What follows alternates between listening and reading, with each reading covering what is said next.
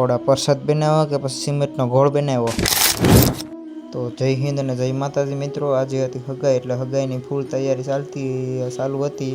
તમે જોઈ શકો છો મિત્રો, 50 કિલો જ આપણે ખમણ લાવ્યા હતા અને કટિંગ કરીને આપણે મૂકી દીધું. પછી આપણે આવી ગયા હતા, મહેમાન આ બાજુ આવતા હોય નદી ટપીને પછી મહેમાનને બધાને આપણે અહીંથી આ સાઈડ આવીને પછી આપણે જોતા હતા બધા કેવી રીતે આવે, કંઈક ટ્રેક્ટર ડૂબી ન જાય એટલે પછી આપણે ડૂબી જાય તો જવું પડે લેવા માટે.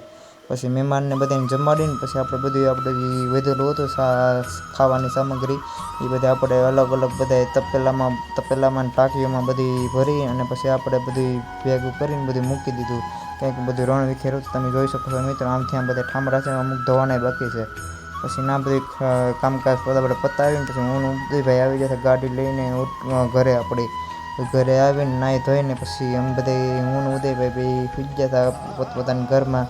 પછી આપણે થાકી ગયા હતા એટલે પછી આપણે ફોન ઘડીક જોઈએ મોડા સુધી અને પછી આપણે તમે જોઈ શકો છો ઓલી બાજુ સુઈ ગયા માનવભાઈને. અને પછી ટીવી આપણે બધા થોડા એને ટીવી જોવાનો રસ હતો એ બધા ટીવી જોતા હતા અને આપણે પછી આપણે પથારીમાં આવીને આપણે પડી ગયા હતા કેમ કે નીંદર આવતી હતી.